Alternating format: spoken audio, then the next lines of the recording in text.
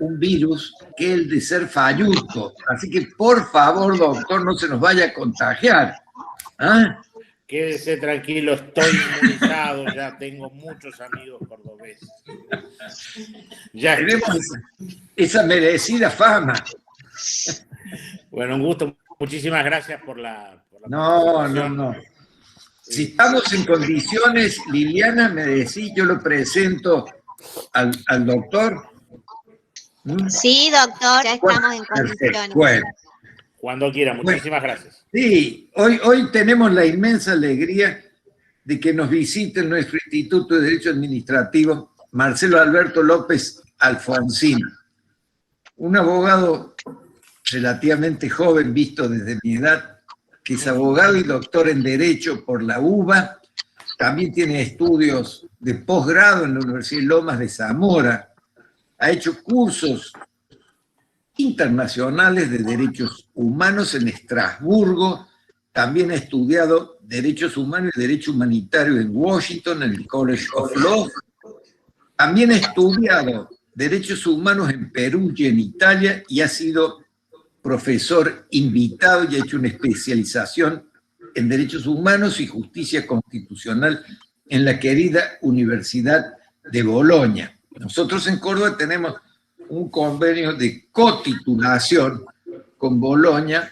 y nos ha tocado estar allá integrando algunos tribunales, o sea que el derecho administrativo en Bolonia, cuando nosotros íbamos, el rector era profesor de derecho administrativo, el decano, que era Marco Camelli, y fuimos con el doctor Cecín y el doctor Rolón, y tuvimos como profesores invitados. También es profesor de muchas universidades nacionales, el doctor López Alfonsín, y de universidades internacionales, tanto en carreras de grado como en profesor de grado. Y los títulos académicos que tiene son realmente un largo catálogo de estudio y sistematización, publicación de libros, publicación de artículos, conferencias en estos temas que a todos ustedes les apasionan tanto, que son el medio ambiente, los derechos ambientales, los derechos humanos, los tribunales internacionales, que el doctor los ha integrado, nuestro invitado de hoy, en materia de derechos humanos y derechos al consumidor, es decir, toda esa cuarta generación de derechos que no solo son presentes, sino que seguramente sean un significativo futuro. En su carrera laboral ha sido asesor técnico de la Comisión de Derechos Humanos del Senado durante un periodo muy importante en nuestra vida, desde el año 83, que asumió esas funciones, hasta que ingresó a la magistratura para desempeñarse en primer lugar como magistrado de primera instancia y luego pasó por el Tribunal de Arbitraje Internacional ad hoc de reparaciones pecuniarias en el caso Schiavini y Sergio Andrés contra la República Argentina. Es miembro de diversas academias nacionales de Derecho y de Ciencias Morales. Actualmente se desempeña como integrante de la Cámara de Apelaciones en la Ciudad de Buenos Aires. Cuenta con más de 300 publicaciones de derechos humanos, constitucional, ambiental, derechos de los usuarios y consumidores y cambio climático. También ha realizado investigaciones como becario y director de investigaciones en CONICET, en la Facultad de Derecho de la Universidad Nacional de Córdoba, de Buenos Aires, perdón, en la Universidad Nacional de Luján. Bueno, si el querido amigo nos permite, podemos seguir hablando de su larga e importante trayectoria, pero como todos los presentes lo que quieren es escucharlo a usted y no a mí, doctor, voy a pasar el uso de la palabra. Así iniciamos la exposición. Muy bienvenido a Córdoba y muchas gracias por su tiempo. Muchísimas gracias, doctor Palazzo. Desde ya, por supuesto, mis primeras palabras de agradecimiento a esta invitación del Instituto de Derecho Administrativo. Para mí es un gusto, un honor. Como usted sabe, aproveché también esta visita a Córdoba Tenemos mañana una reunión, una asamblea de la Asociación Argentina de Derecho Constitucional, lo veo ahí al doctor Alfonso Buterera, así que debe conocer también algo por referencias familiares. Así que bienvenido sea. Muchísimas gracias, para mí es un gusto en serio, un gran prestigio poder participar como expositor en esta sesión pública del Instituto. Si le parece bien, doctor Palazzo, porque yo sé que en el medio el Instituto está desarrollando una serie de actividades vinculadas con las competencias ambientales y el federalismo y demás, yo dividiré mi exposición en dos partes. Una, lo que tiene que ver con el federalismo y la emergencia. Me tocó ser de alguna forma, estar involucrado en la primera línea en todo el conflicto con el tema de la presencialidad de las clases en la ciudad de Buenos Aires, a través de una resolución que tomé como juez de la Cámara Contencioso Administrativo, justamente de la Sala 4, y quiero referirme fundamentalmente al fallo de la Corte Suprema de la Nación en relación con este tema, no sobre el pronunciamiento de la Sala, pero sí sobre la resolución, porque me parece que es muy claro en relación con cómo juega el federalismo, cómo debiera jugar el federalismo en el marco de una emergencia como la que estamos viviendo desde hace ya tanto tiempo y que parece que no termina más. Y si le parece bien, la segunda parte podemos referirnos a algunos temas específicamente vinculados con lo que conocemos como el federalismo ambiental, que desde la reforma del año 1994 tuvo un giro copernicano, si se quiere, en relación con varios temas. Y me parece uno de los temas también más apasionantes en lo que tiene que ver con el desarrollo constitucional, ya pasados los más de 25 años de la reforma de la 24. Así que voy al primer tema. Perfecto. Primer tema vinculado con un tema de derechos humanos, es decir, lo que estaba en discusión, entre otras cuestiones, cuando hablábamos de la presencialidad o no de las clases en el ámbito de la ciudad de Buenos Aires, era un tema justamente de derecho a la educación, entendido el derecho a la educación como un derecho humano, como un derecho fundamental. ¿Qué pasó con este tema? Y es bueno, me parece, clarificarlo, porque creo que todavía sigue siendo una cuestión debatida en la comunidad, más allá del tiempo que ha pasado. La resolución de nuestra sala fue de abril y la resolución de la Corte Suprema de Justicia fue del 4 de mayo, correcto, de este año. Es decir, que ya han pasado tiempos y parece que todavía se siguen debatiendo el tema de la presencialidad sí, presencialidad no, pero fundamentalmente el cuestionamiento al rol que tiene o la competencia que tiene el gobierno federal y los gobiernos locales, lo digo nada más y nada menos que en Córdoba, que sabemos que es la cuna del federalismo de concertación, con el maestro Pedro J. Frías a la cabeza, y que parece como una discusión interminable con miradas muy, muy antagónicas y poco comunes en momentos institucionales como el que estamos viviendo. A ver, voy a tratar de retrotraer. No me voy a meter con la cuestión de la emergencia en sí mismo, a pesar de que voy a hacer una reflexión ahora, sobre si los decretos de necesidad y urgencia, desde el decreto de marzo del año pasado en adelante, han sido más o menos propios de un sistema hiperpresidencialista, si han cumplido o no adecuadamente un test más duro o un test más liviano de constitucionalidad. Algo se refiere en el voto la Corte Suprema. Simplemente digo, como una simple opinión, entiendo que hay una división clara temporalmente, que es bueno hacerla en relación con la emergencia sanitaria antes y después de la entrada en funciones del Congreso con sus competencias, aún en forma virtual. Hubo un periodo en el cual el Congreso virtualmente estaba cerrado y en ese momento entiendo que las facultades excepcionales del presidente estaban más justificadas. Después creo que ya entra en una zona más de debate, más crítica o más discutible. Ahora, en relación con la cuestión de la educación, ustedes recordarán que la Argentina tuvo una situación no tan común, a pesar de que se decía que era común, que fue todo el año pasado, año 2020, prácticamente en gran parte de las jurisdicciones de la República Argentina, sin clases. Cuando digo sin clases, digo ni presenciales ni virtuales. Algunos tuvieron alguna poca presencialidad, algunos tuvieron una virtualidad más exitosa o no conforme a su conectividad, pero evidentemente creo que el balance en términos educativos del año 2020 a nadie le puede dar positivo.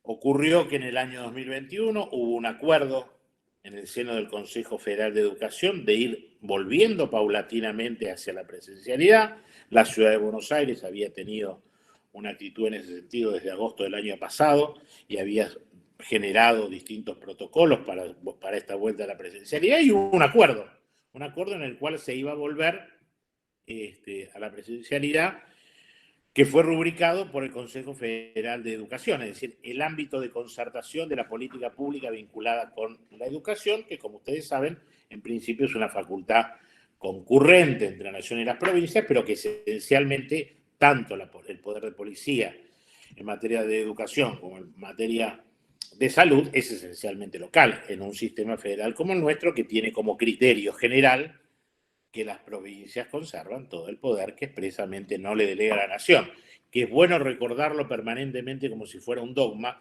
porque no es un dogma, es un artículo de la Constitución Nacional que está refrendado conforme a la forma de Estado federal, el artículo 1, y con un criterio de reparto en el artículo 121 de la Constitución Nacional, que no fue modificado en 1994, simplemente reenumerado.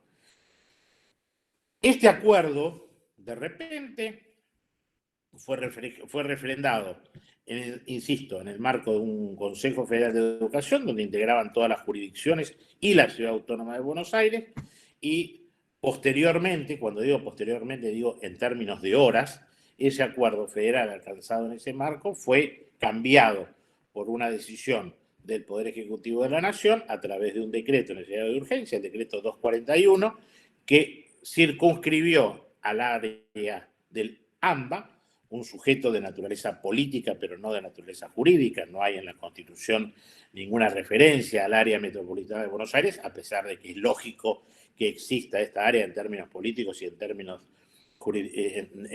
de distribución y de gestión, pero no desde el punto de vista jurídico, y suspendía para el AMBA, Ciudad Autónoma de Buenos Aires más 40 municipios, la presencialidad entre el periodo entre el 18 de abril y el 30 de abril. Esto originó dos cuestiones.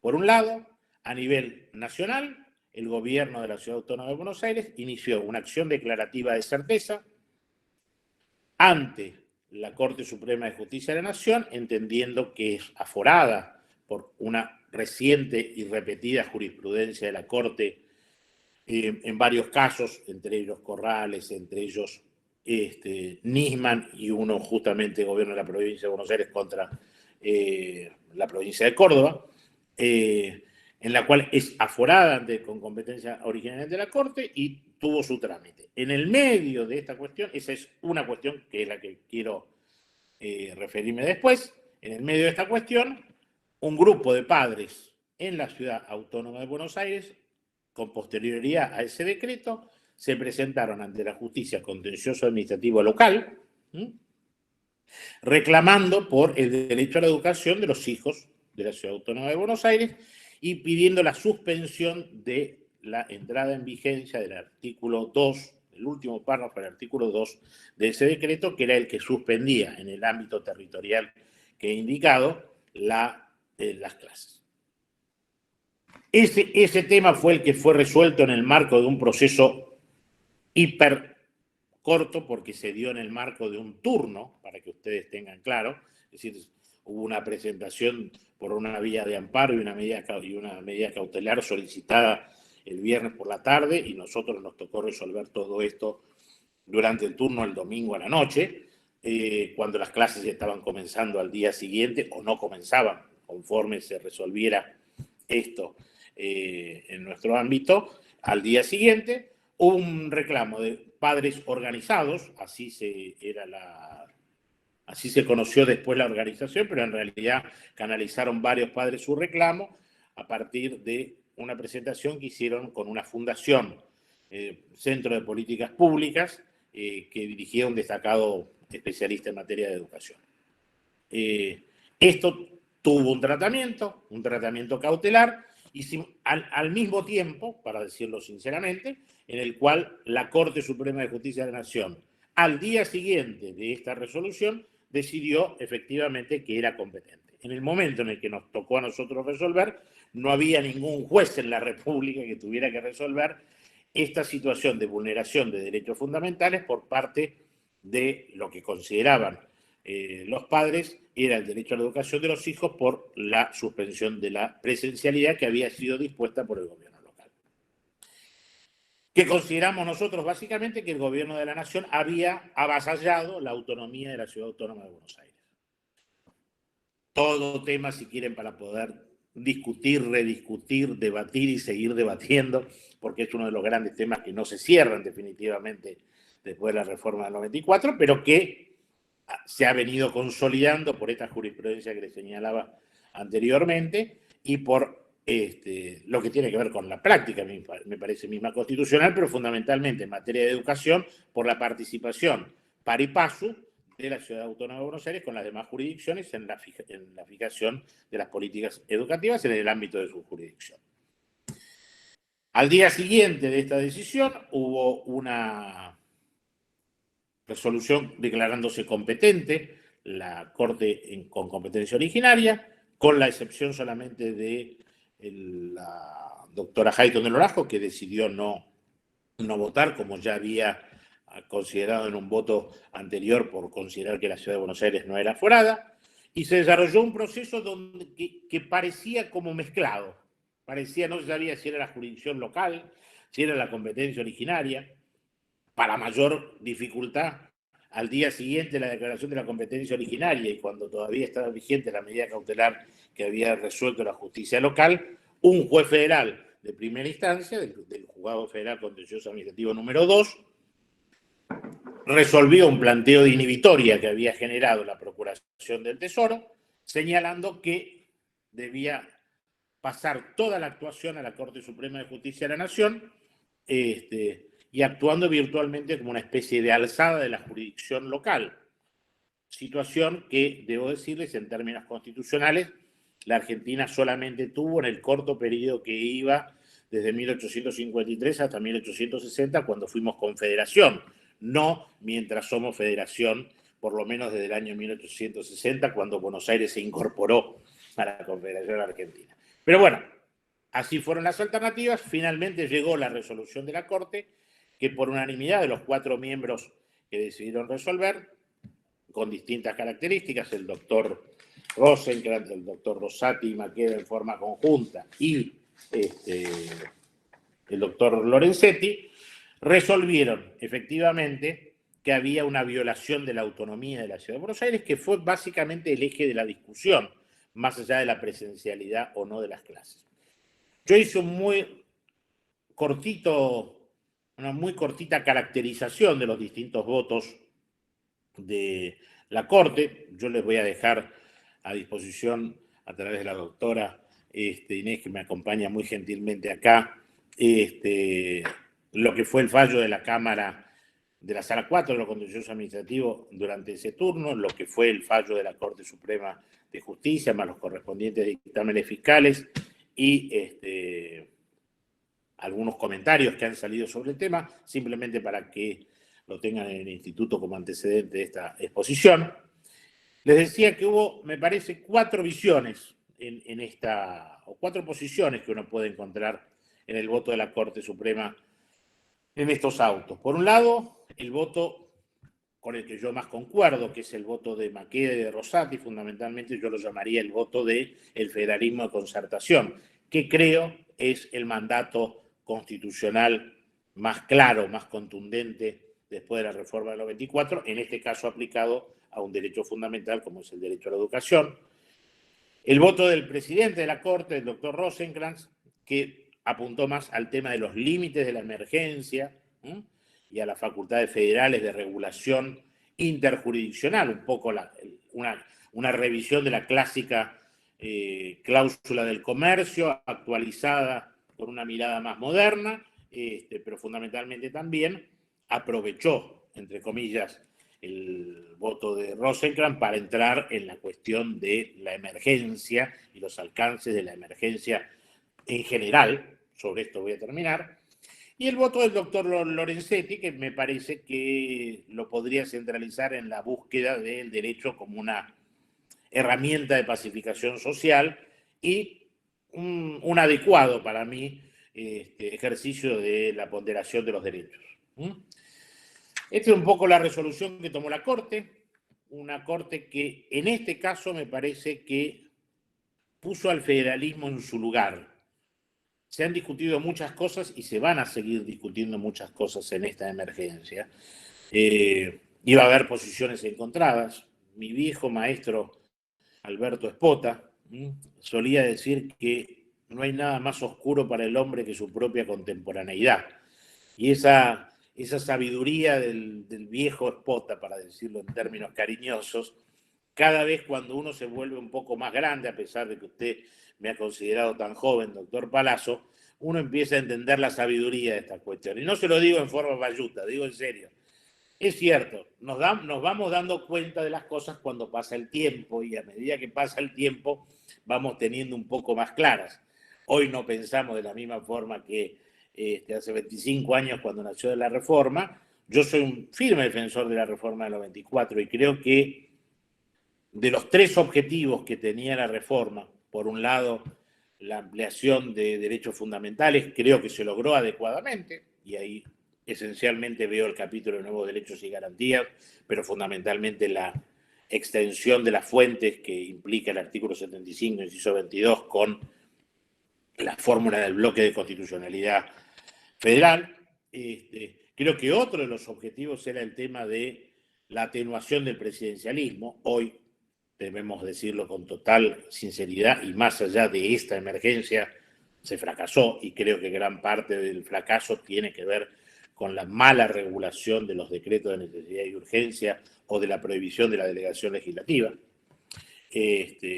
Ahí entonces vuelve la discusión sobre si es necesario que el control judicial difuso sea un poco más duro, un poco más de contenido, o no, y no solamente procedimental, discusión que ha ido y viniendo en una especie de corsia y ricorsia en la jurisprudencia de la Corte en forma bastante discontinua. Pongo como ejemplo el caso Berrocchi como una de las líneas que a mí más me gustan, o el voto del propio doctor Rosenkrantz en esta causa.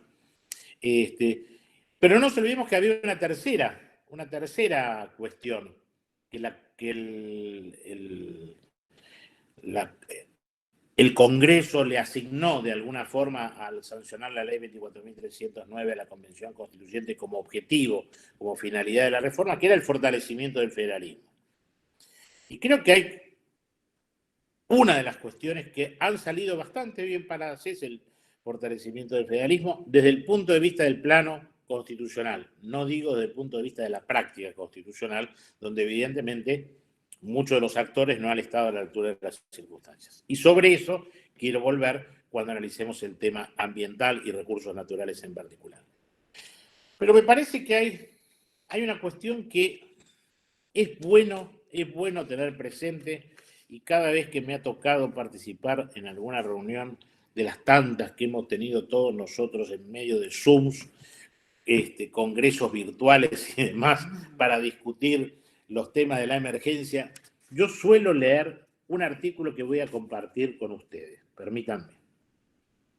En caso de conmoción interior o de ataque exterior que ponga en peligro el ejercicio de esta Constitución y de las autoridades creadas por ella, se declarará en estado de sitio la provincia o territorio en donde exista la perturbación del orden, quedando suspensas así las garantías constitucionales. Pero durante esta suspensión no podrá el presidente de la República condenar por sí ni aplicar penas. Su poder se limitará en tal caso respecto de las personas a arrestarlas o trasladarlas de un punto a otro de la nación si ellas no prefiriesen salir del territorio argentino.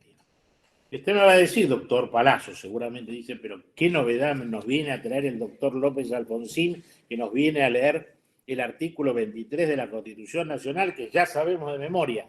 No, voy a seguir con la norma y después me voy a referir a ella. podrá declararse a sí mismo el estado de prevención y alarma en caso de alteración del orden público que amenace perturbar el normal desenvolvimiento de la vida o las actividades primordiales de la población. Una ley determinará los efectos jurídicos de tal medida, pero ésta no suspenderá, sino que limitará transitoriamente las garantías constitucionales en la medida que sea indispensable. Con referencia a las personas, los poderes del presidente se reducirán a detenerlas o trasladarlas de un punto a otro del territorio por un término no mayor de 30 días. ¿Saben qué es esta norma que le he leído? El artículo 34 de la Constitución del año 1949, que sí preveía el estado de prevención y alarma. Nosotros no tenemos en la Constitución vigente el estado de prevención y alarma. Así que debemos entender la emergencia, más allá de la emergencia, con la norma que tenemos a mano, que es el artículo 23, no con el artículo 34 de la Constitución del 49.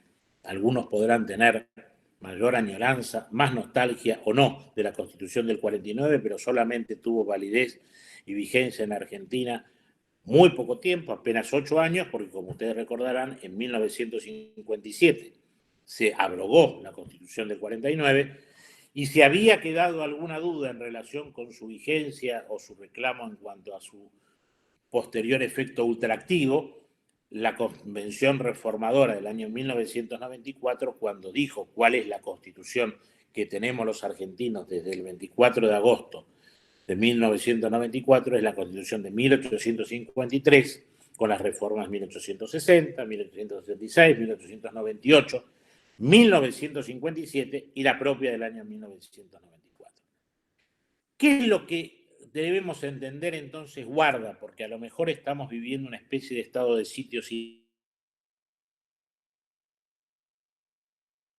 tarde, porque no nos damos cuenta, efectivamente, de cómo el juego de la propia dinámica de la emergencia nos va llevando hacia caminos que están cada vez más alejados del espíritu constitucional.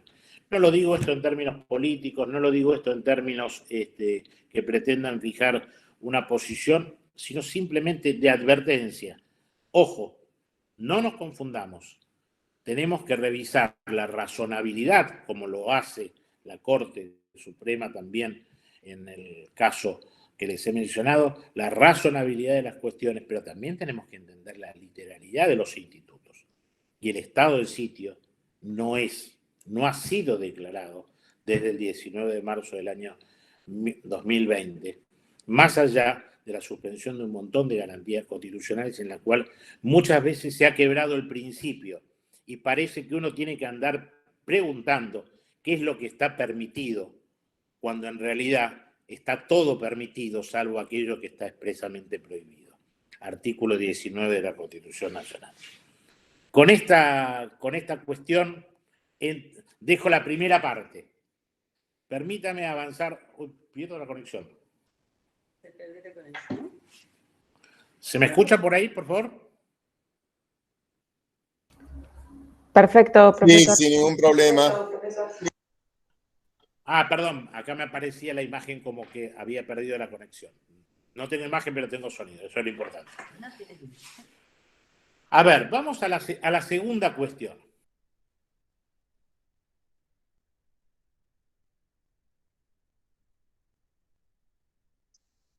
Ahora sí, se interrumpió ahora el sonido, doctor. Ahí está. Ahí está.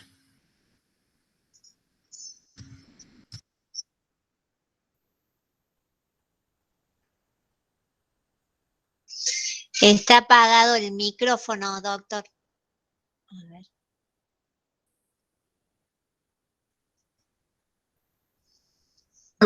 Doctor Alfonsín, tiene apagado el micrófono.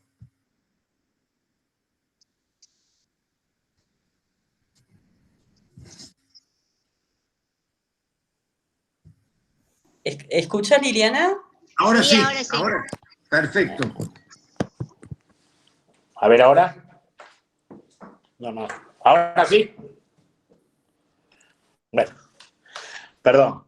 decía que la Constitución del año 1949, que recién traje a colación a raíz del estado de excepción y de alarma, establecía en el año 1949, en ese entonces, el dominio originario de los recursos naturales en cabeza de la nación, es decir, del gobierno federal, no de las provincias. Debo decirlo con total honestidad que esto no era una cuestión partidaria. Si uno hace un análisis de la cuestión recursista, de materia de recursos naturales, de lo que se pensaba en el mundo en el año 1949, no era solamente el peronismo, para decirlo sinceramente, quien pensara que esto era un recurso que hacía la soberanía nacional. Pensaba lo mismo el radicalismo, los invito a leer en ese sentido la Declaración de Avellaneda, pensaban lo mismo los conservadores, pensaban lo mismo los comunistas, los socialistas, todos los sectores políticos después de la posguerra consideraban, y le diría que era un común denominador en el mundo, que hacía la soberanía nacional el dominio originario de los recursos naturales en cabeza del gobierno central. Y así se reflejó en el artículo 40 de la Constitución del 49. Ya señalé que esa norma perdió vigencia a partir de 1957. ¿Y qué se dijo en la reforma constitucional del año 1994? Para mí, la máxima aportación a esa idea del fortalecimiento del federalismo, que es el reconocimiento del dominio originario de los recursos naturales en las provincias en relación con los recursos naturales existentes en sus territorios. Es un giro copernicano, giro absolutamente copernicano, que tiene que ver con una historia dentro del derecho público provincial argentino, le diría, de todos los viejos territorios nacionales que fueron provincializados, primero en la década del 50, antes y después de la Revolución Libertadora, que sancionaron en sus primeras constituciones, 57, 58, una reivindicación sobre los recursos naturales que no tenían y que tenía su origen en esta norma del año 49, que no había tenido una solución por parte de la jurisprudencia de la Corte, salvo en un voto ejemplar de Pedro Frías cuando fue miembro de la Corte Suprema de Justicia de la Nación en un caso vinculado con regalías demandadas por la provincia de Mendoza con la entonces empresa estatal YPF, Yacimientos Petrolíferos Fiscales, donde por primera vez podemos decir que la Corte recogió, antes de la reforma del 94, la idea del federalismo de concertación, pero insisto, era un reclamo que no tenía un reflejo y que fue llevado por muchos gobernadores que fueron convencionales constituyentes al seno del debate de la reforma del año 94, que se vio reflejado en el último párrafo del artículo 124. Desgraciadamente creo que este fortalecimiento del federalismo en términos nominales no fue acompañado por una acción efectiva desde el punto de vista de la política constitucional. Y creo que en gran medida hay una idea, muchas veces, de añoranza de lo que decía ese viejo artículo 40 de la Constitución del 49, a pesar de que decía exactamente lo contrario de lo que dice hoy el último párrafo del artículo 124. Último párrafo del artículo 124, que es la base para poder entender el reparto competencial que establece la norma del artículo 41, es decir, la cláusula ambiental. Porque no se puede entender la división entre la nación y las provincias en relación de las llamadas normas de presupuestos mínimos si no se entiende primero quién es el titular del dominio originario de los recursos naturales. Y naturalmente, la titularidad del dominio supone también la gestión de los mismos.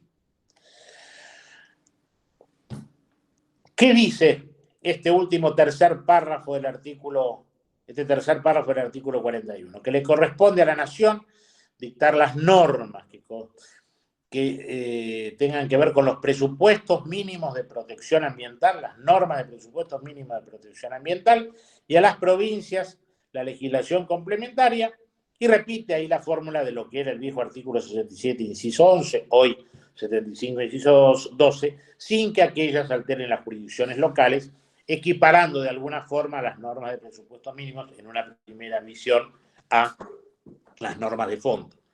¿Qué son los presupuestos mínimos? Muy sencillamente, para después ampliarlo en el debate, si así lo lo consideran, son estándares mínimos de protección. ¿Qué es lo que las provincias le delegan a la nación? Dictar el piso de protección ambiental. ¿Qué es lo que las provincias titulares de los recursos naturales están capacitadas para complementar? El techo, fijar su propio techo de protección ambiental en el ámbito de cada una de sus jurisdicciones. El piso de la nación, el techo de las provincias. Me parece que es la fórmula más satisfactoria para poder entender una norma que tuvo su origen en las llamadas leyes de organización o de base, que son más entendibles en materia de educación, pero que son más difíciles de asimilar en materia ambiental. La cláusula ambiental es extraordinariamente rica en un montón de cosas y me parece bien que también el Constituyente del 94 haya querido decir algo sobre las competencias ambientales en esta norma en coherencia o en forma concordante con el último párrafo del 124. Claro, la cuestión es que tengo que ser muy honesto con ustedes. ¿De dónde vino la norma de los presupuestos mínimos? ¿De dónde vino la idea de los presupuestos mínimos? Va justamente del derecho constitucional español. Es fácil entender el reparto de competencias de las distintas autonomías a partir de las llamadas normas de presupuestos mínimos. Pero ahí tengo que ser sincero con ustedes. ¿Cuál es el problema de traer un instituto como las normas de presupuestos mínimos a un sistema como el argentino? Y básicamente que nosotros somos federales y ellos son unitarios, mis queridos amigos. Entonces trajimos las reglas del básquet al fútbol, o es como llevar las reglas del fútbol al básquet. Pueden ser buenas en el fútbol unas y otras buenas en el básquet, pero si uno hace goles con la mano, le van a cobrar penal, y si uno patea la pelota en el básquet, le van a cobrar falta. Entonces, ¿cómo armonizar un instituto complejo como las normas de presupuestos mínimos y no entrar en el escepticismo constitucional? Me parece que la mejor forma es entender esta: el reparto de competencias en el sentido de que las provincias titulares de sus recursos naturales, siguiendo la idea de fortalecimiento del federalismo que tenía el Constituyente del 94, le delegan a la nación, en el mismo criterio del artículo 121 que antes mencionaba, para fijar el piso de protección ambiental, reservándose su propio techo de protección ambiental en el ámbito de cada jurisdicción. ¿Es posible armonizarlo esto dentro de un llamado nuevo federalismo ambiental?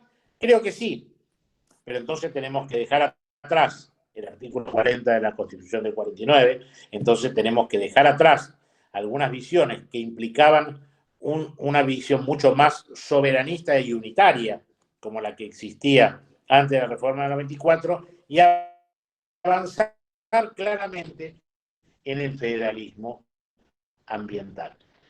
Pero no porque sí, no porque el federalismo ambiental sea nada más que una solución que mágicamente y sabiamente se le ocurrió al maestro Frías y que se repite también hasta en un fallo como el que había comentado antes en materia de otro derecho fundamental como es el derecho a la educación, sobre todo, como les decía, en el voto de Rosati y de Maqueda.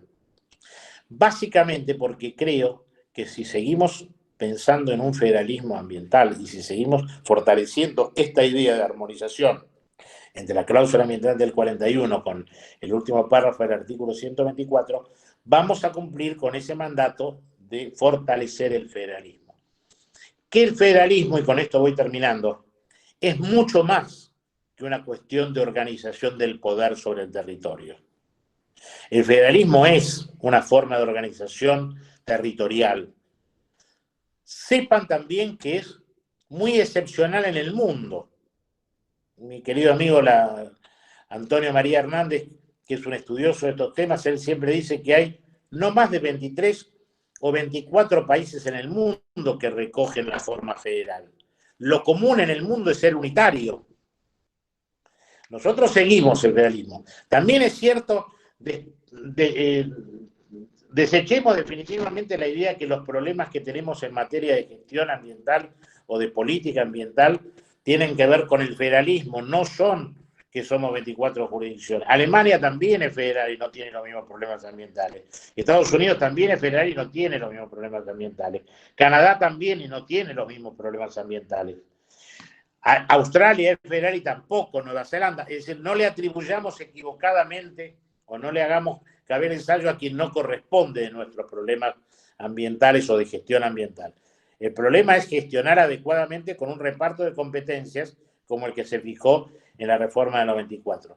Y creo que aquí está la gran asignatura pendiente en materia federal, que lo vemos reflejado con la advertencia que implica el voto unánime en el fallo en materia de la presencialidad de las clases que mencionaba antes y que compartí con ustedes, también en materia, y también en materia ambiental, que es la idea de que el federalismo es esencialmente una cuestión de división del poder.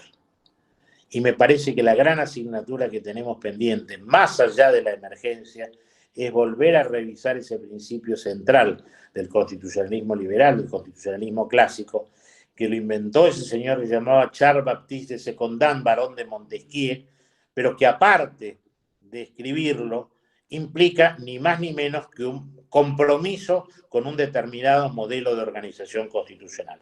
Creo que esa es la gran asignatura pendiente, tanto en educación, tanto en el ambiente, en emergencia o sin emergencia, pero esa es, me parece, nuestro gran desafío. Doctor Palazzo, muchísimas gracias por su atención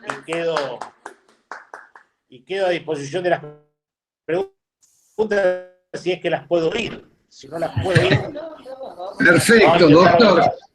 Doctor, muchísimas gracias porque con su exposición, usted como asesor de la Convención Constituyente Nacional 94, como estudioso del tema, como asesor de la Convención Constituyente de las provincias de Neuquén, de Entre Ríos, de Buenos Aires, conjuntamente con los doctores Hernández, Maqueda y Román, han sido quienes han conocido la interpretación literal, el sentido, el propósito y el fundamento de la reforma constitucional de 1994, que yo creo que es una gran norma que en todo caso no tiene el brillo que se merece por algunas deudas del Poder Legislativo y del Congreso de la Nación, que a lo mejor hay un catálogo de leyes que la hubieran completado a la Constitución y que todavía no han sido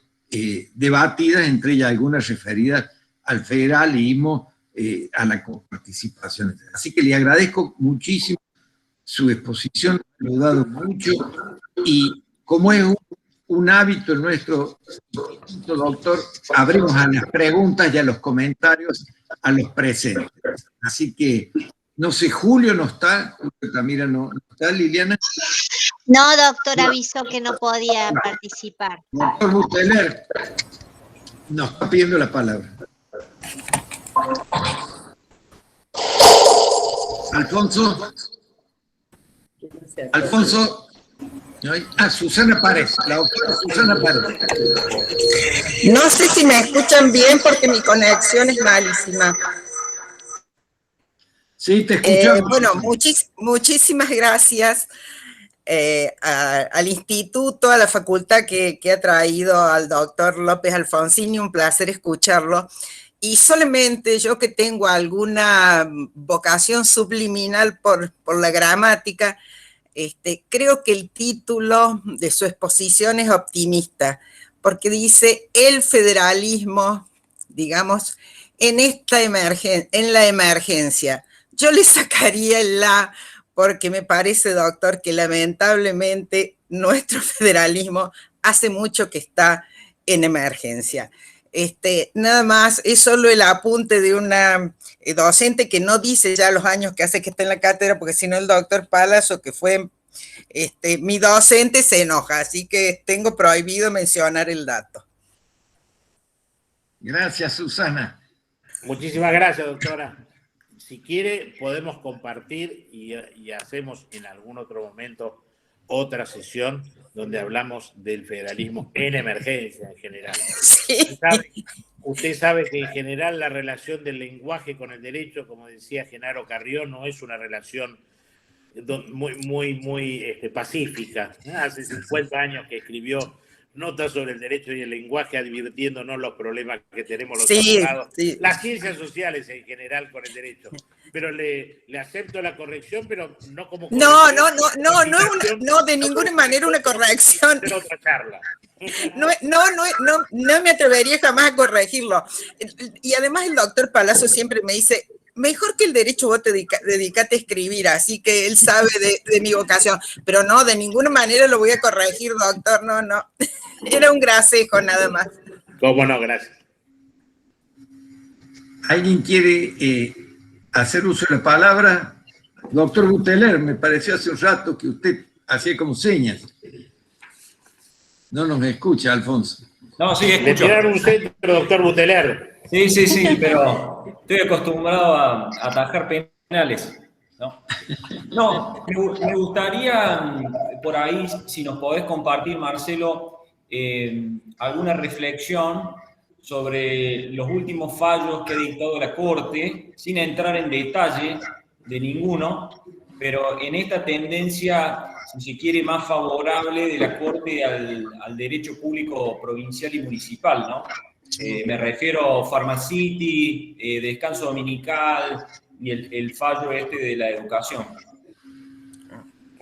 Sí, es un tema, creo que muy interesante. Creo que la mano fundamentalmente de eso está en Rosati y en Maqueda, pero más que nada en Rosati, me parece. La comparto, te soy honesto, la comparto. Yo, permítame, el doctor Palazzo, que voy a hacer una confesión que no corresponde a lo mejor. Yo he escuchado algunos comentarios en relación con el ejercicio del control de constitucionalidad por un tribunal local, como es la Sala 4 de la Cámara Contencioso Administrativo Federal, donde nos ponían en un nivel menos que en una justicia municipal, donde yo decía, pero yo sigo dando desde hace 30 años que cualquier juez de cualquier instancia puede declarar en la República Argentina la inconstitucionalidad de una norma. Lo voy a seguir repitiendo, salvo que en algún momento, en algún concurso de renovación en la facultad, me digan, mire, lo que usted está diciendo es un disparate, pero entendí esto desde siempre. Sin embargo, escuché algunos comentarios que no sé si son self-restraint en relación con el ejercicio del control de constitucionalidad o un desconocimiento del derecho público provincial argentino supino. A ver, parece que cuando en realidad los jueces andaban repartiendo medidas cautelares para devolver dólares con los corralitos, ahí valía. Pero cuando nos ponemos a hacer control de constitucionalidad sobre una emergencia, parece que hay que ser un poquitito más sabios. La verdad, discúlpeme, yo no quiero ser falluto, como usted me dijo, doctor Palazzo, pero eso no me cierra. Creo que en definitiva está bien. ¿Y lo tiene que hacer solamente la Corte? Digo, no. No, digo definitivamente no. En un sistema como el argentino. Yo soy partidario en general de modelos de control de constitucionalidad más concentrados. Lo he escrito, pero entiendo prácticamente que en el sistema nuestro, siguiendo el modelo norteamericano, cualquier juez de cualquier instancia, no tenemos que andar pidiendo permiso o remitiéndonos y declarándonos aceptando declinatoria y mandándoselo todo a federal. No me parece que sea la idea del derecho público provincial. Y creo que la Corte, creo que en este caso en estos votos está claro. En Pharmacity te diría que está ahí más en la pluma de Rosenkranz, me parece, que en general tiene una visión más restrictiva, si se quiere, de la cláusula interjurisdiccional. Me parece que es un lindo desafío, la verdad que es un lindo desafío, que empecemos a tener esa mirada más federal, en el sentido de la vieja dicotomía entre el derecho federal y el derecho público provincial, que vos de alguna forma estás aludiendo. Creo que es buena, y creo, si me permitís más, si hago futurología, creo que vienen más. Creo que se viene por ese. Creo que la jurisprudencia va a ir por ese lado. Por lo menos con la Corte en su actual composición. Bien, muchas gracias, Marcelo. Muchas gracias, doctor. Nosotros en Derecho Administrativo siempre enseñamos cuando hablamos de los poderes. Bueno, el Poder Judicial no existe en la jerarquía. En el Poder Legislativo tampoco, en el Poder Administrativo sí. El único poder jerárquico es el administrador. El Poder Judicial, cada juez absolutamente soberano y titular de la jurisdicción de la Nación Argentina en el ámbito de sus competencias. Y no tiene nadie arriba, nadie. En esas competencias es él, nadie más. Es así. Es así, es así. Lo enseñamos por lo menos así. Sí, yo lo enseñaba, lo enseño y lo seguiré enseñando hasta que en algún momento me dicen, no, mire doctor, usted estuvo equivocado. La verdad es que desde Sojo 1887 o el Hortondo 1888 la cosa no era así. Bueno, acepto, seguiré dando recursos naturales nada más en ese momento. Entonces, y me retractaré de toda mi carrera de docente en Derecho Constitucional. Sí, Aldo Novak ha pedido la palabra. Aldo, te oímos. Sí, buenas tardes. Primero que nada, agradecer la invitación, porque el doctor quizás no lo sepa, soy sapo de otro pozo, no soy del instituto, pero estoy en la cátedra de Derecho Ambiental, en la cátedra B de la facultad, y me llegó la invitación y no quería dejar de escucharlo. Fundamentalmente me interesaba ver si coincidía con mi posición, y siempre la hago pública. Entiendo yo que la noción de presupuestos mínimos, dentro de este contexto del federalismo de concertación y digamos, reconocimiento de los derechos de dominio originario de las provincias, si uno escarba un poquito, no aparecen los debates que se generaron en el 1900 entre Joaquín B. González, Tomás Cullen y Ramos Mejías con el tema de la sanidad animal y las competencias en materia de policía agraria, por el famoso tema de la necesidad del piso, de que haya una cierta homogeneidad en todo el territorio, más allá después de la posibilidad de elevar, que tuvo que salir a aclararlo el COFEMA en el 2004 y en el 2015, porque en definitiva nuestra provincia acá tuvo muchas malas experiencias con otras provincias limítrofes en lo que era la lucha contra la sanidad animal y vegetal, porque éramos constantemente invadidos porque no se llevaban a cabo las mismas tareas o exigencias de lucha contra enfermedades y episodios. Entonces, creo que lo sabio del presupuesto mínimo es intentar lograr ese piso. Paradójicamente, hace un mes y medio participé también en un foro invitado de constitucionalistas, donde me llamó la atención una postura expresa, una ponencia, de la vuelta atrás del federalismo en materia ambiental y que se restablezca la constitución anterior.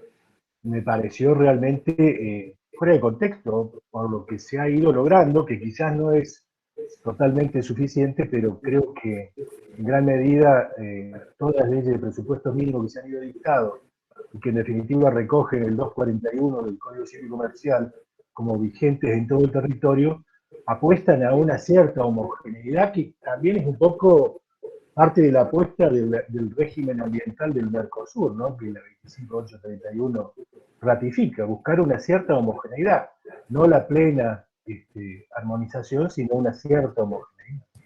¿Está de acuerdo con que rascando un poquito está aquel famoso debate? Definitivamente estoy de acuerdo con usted, Donaldo. A ver, estaba tratando de encarar la respuesta de forma tal de complementarlo, no de refutarlo, digamos. Efectivamente estaba ahí el debate, y voy a tratar de aportarle dos cuestiones de las cuales me tocó ser un poco más protagonista. El doctor Palazzo recordaba que había trabajado en la Convención Constituyente en el 94. Yo fui asesor justamente de la Comisión de Nuevos Derechos y Garantías, que es donde se discutió en el seno de esa comisión lo que hoy es la cláusula ambiental del 41, la de consumidores y usuarios del 42 y la 43 de amparo colectivo, habeas data, habeas corpus, las garantías constitucionales en los términos justamente de Joaquín B. González que vos señalabas, las herramientas necesarias para la valoración de un derecho, para la protección de un derecho, ¿no? Ese es el concepto de garantía. A ver, ¿qué no son los presupuestos mínimos? ¿O qué no quiso hacer el convencional constituyente cuando puso esas dos palabritas que, siguiendo los problemas de lenguaje y de fuente, de alguna forma todavía siguen generando debates, y vos recordabas con mucho acierto las posiciones políticas, si se quiere, que adoptó en su momento el COFEMA en el año 2004 y en el año 2015, más allá de la definición de presupuesto mínimo que da el artículo 6 de la Ley General del Ambiente. Lo que no son las normas de presupuestos mínimos es un código ambiental.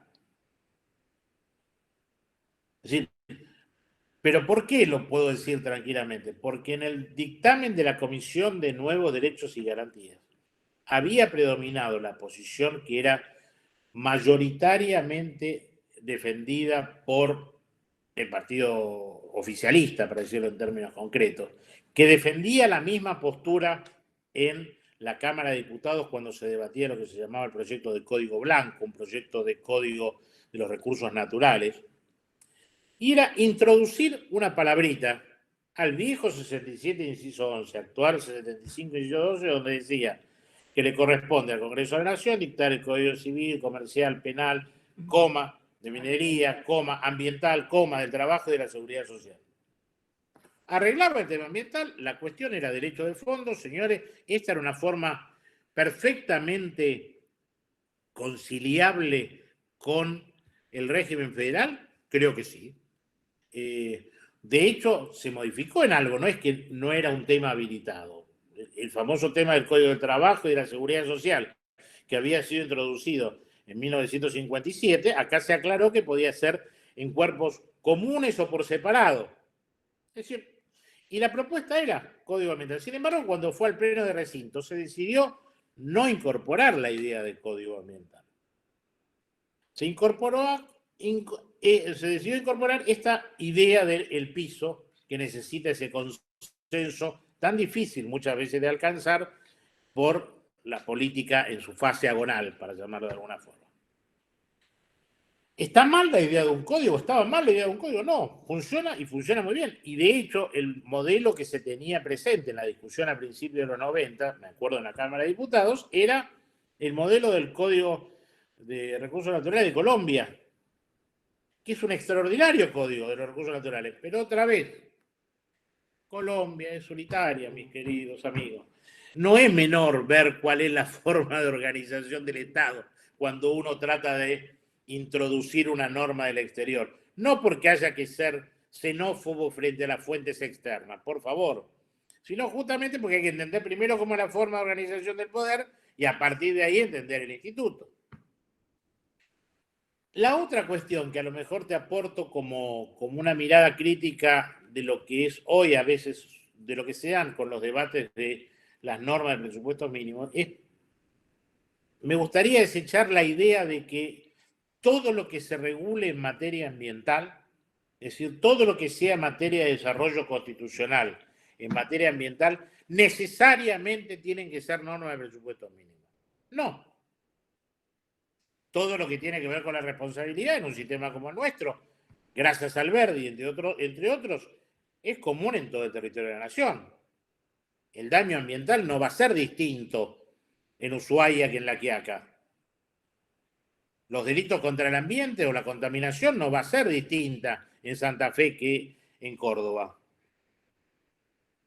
Esa es una forma de organización que tiene las características de nuestro federalismo. Hay tanto federalismo como forma de organización que tiene cada uno de los estados. No hay una única forma de organización federal. Y acá hay una idea de que todo lo que tiene que pasar por lo ambiental tiene que necesariamente pasar en una norma que diga, como título, Ley de Presupuestos Mínimos para. Por ejemplo, me permito hacerlo con las dos últimas normas que se llaman de presupuestos mínimos. Una que se llama y otra que no lo es. ¿Cuáles son las dos normas ambientales más importantes sancionadas en el último tiempo? Una, la que tiene que ver con la política de cambio climático. ¿Esa es una norma de presupuesto mínimo o es una norma de modificación de la ley del ministerio? ¿Se necesita el consenso de toda la provincia para sancionar la norma de presupuesto mínimo o alcanza con un decreto del presidente? Y yo digo, la verdad que me parece que ahí sí no tengo ningún problema de que haya una autoridad presidencial que en el Poder Ejecutivo designa cómo organizar el carácter interjurisdiccional de la materia ambiental o la lucha contra el cambio climático. Pero bueno, había que, si es ambiental, tiene que ser presupuesto mínimo. Esa no es una norma de presupuesto mínimo. Y otros que pretenden ver en la ley Yolanda, la ley de educación ambiental, una norma de presupuesto mínimo. Esa no es una norma de presupuesto mínimo. Es una norma que está reglamentando un derecho fundamental en los términos del artículo 14 de la Constitución. Acá no es que si a alguna provincia se le ocurre que no va a educar a su gente en materia ambiental porque en realidad tiene un modelo extractivista extremo. No, está incumpliendo una norma federal. No es que va a poder complementarla, tiene que cumplir, porque la sancionó el Congreso como norma de fondo. Igual que cualquier norma de las contenidas en el 75, inciso 2.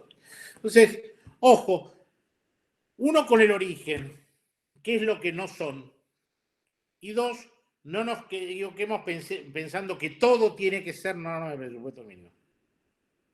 Me parece que por ahí viene la cuestión. No sé si compartís, Aldo. Sí, totalmente.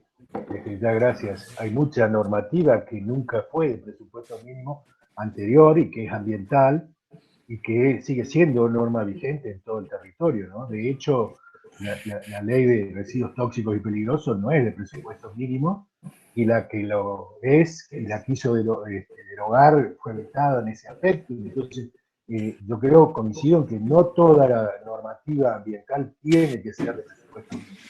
De hecho, la ley 27.520, esta de lucha contra el cambio climático, lo que más hace es instalar un programa de trabajo y que podría decirse de gestión desde esa perspectiva, como programa de trabajo de lucha contra el cambio climático, más que de protección propiamente dicha del ambiente. Muchas gracias.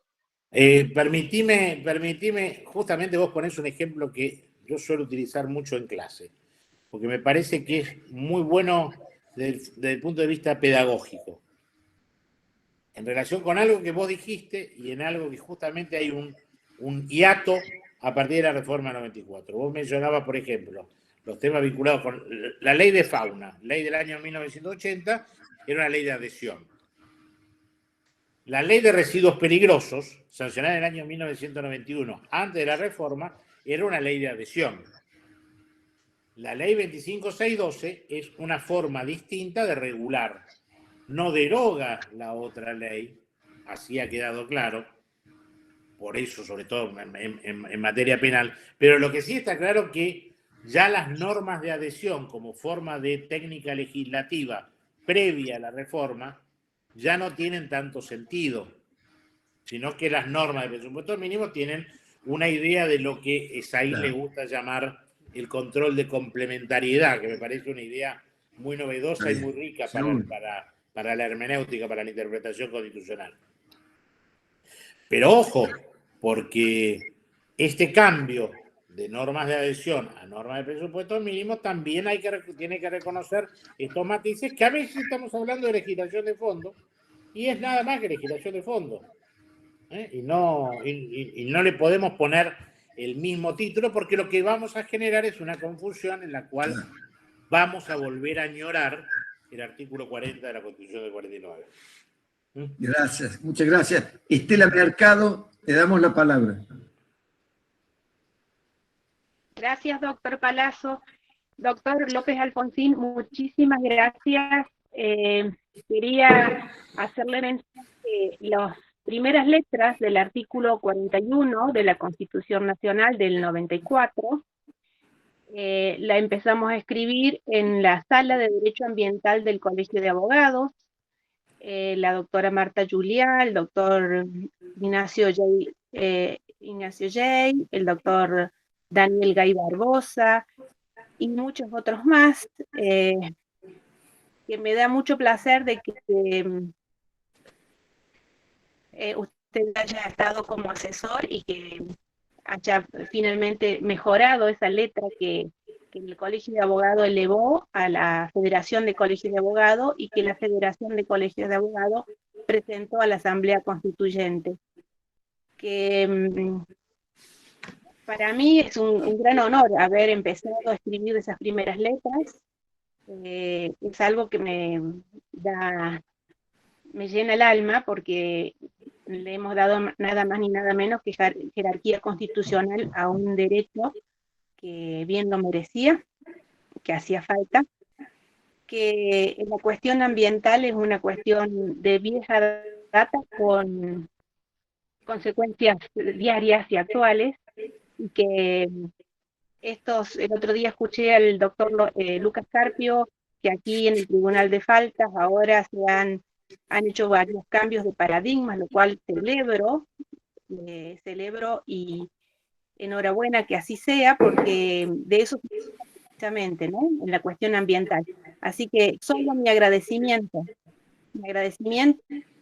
y nada, esperamos que próximamente pueda también estar presente en otros eventos. Muchísimas gracias. Con muchísimo gusto, Estela. Desde ya también le acepto la invitación para seguir debatiendo estos temas en el Colegio de Abogados. En la Convención Constituyente no enriqueció mucho, pero sí les doy un dato que me parece también importante para el análisis y sobre todo para aquellos que a veces son muy críticos de alguna norma.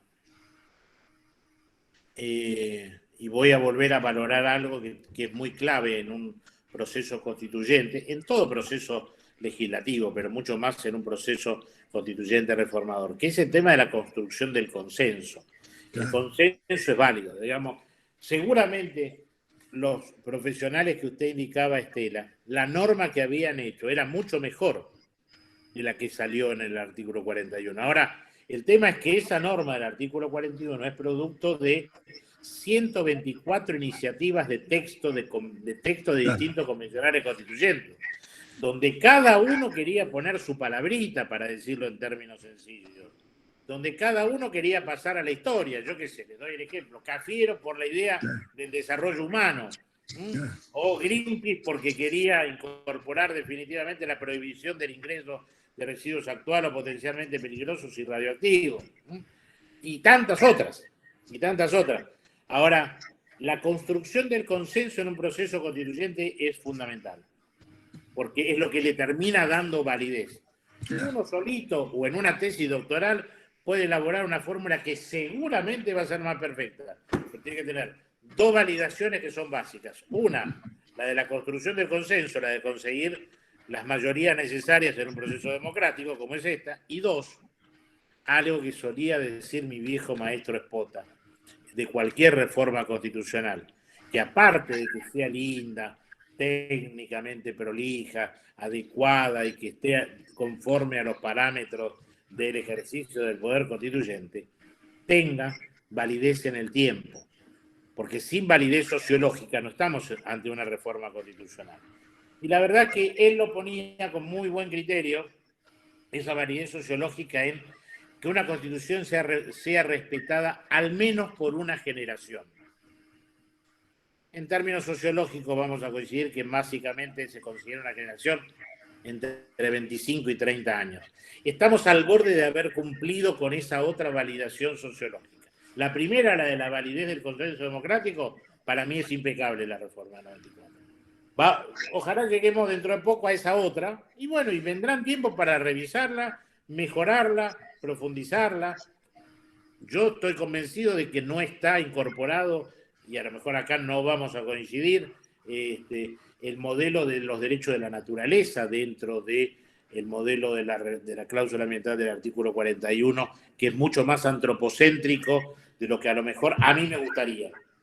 Pero es lo que se discutió así. Y va a haber que discutirlo, y yo creo que sí, que se va a venir una discusión necesaria, razonable, y que hay que hacerla por los canales correspondientes, como corresponde. A lo mejor hay que discutir un nuevo paradigma.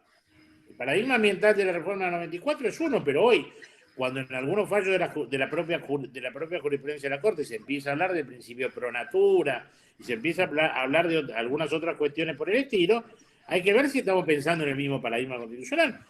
Pero digo, discutirlo con toda la altura de un debate científico, no porque uno esté en contra de o a favor de.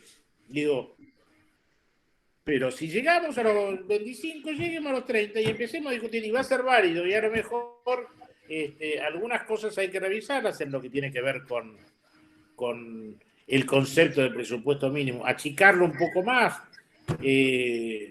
acotarlo más técnicamente, no sé, son temas de desarrollo, pero con un piso en materia de protección ambiental mucho más alto que el que había en la reforma 94. Y la otra, creo, como le decía antes, la gran asignatura pendiente, pero esa creo que va a ser sobre todo para todos los subgobernadores como responsables de las jurisdicciones, de por qué en general cuando hablan de los recursos naturales, hablan de los recursos naturales que da plata. Hay otros que no dan plata, pero que también hay que proteger. Hubo alguna matriz muy petrolera en el debate en la convención, para decirlo en términos sencillos. Y no está mal, porque se estaba discutiendo de eso también, de poder, de plata. Pero bueno, se dio mucho en el debate de la ley de hidrocarburos, que para mí es una ley que está la actual ley vigente, que está en bastante contradicción con lo que la propia Convención Constituyente sancionó. Pero bueno, bienvenidos los debates, bienvenidos las iniciativas en este sentido, y gracias, Estela, por recordar ese aporte de la FACA, que lo recuerdo perfectamente. Muy bien, muchísimas gracias. Yo quiero agradecerle nuevamente al doctor, a todos quienes han participado, Aldo, que integramos juntos el consejo directivo de la facultad, así que trabajamos en la organización de nuestra querida facultad, a todos los presentes, a Liliana Villafañe, que siempre, a Inés Ortiz, Susana Pared, que es una escritora, tiene muchísimas condiciones, Susana Pared, y un defecto, es radical a morir. Entonces, imagínese usted el problema que nos trae. ¿Ah? Caótica. Bueno, muchas gracias. Hasta pronto. Hago depositaria a la doctora. Irremediable. Perfecto. En Inés, perfecto. Muchas gracias por esos fallos. Vamos a hacer un seminarito, algo vamos a hacer con los dos fallos, doctor. ¿Cómo no? Muchas gracias. Un gusto a su disposición. Buenas tardes. Esta es su casa, doctor. Muchas gracias. Buenas tardes.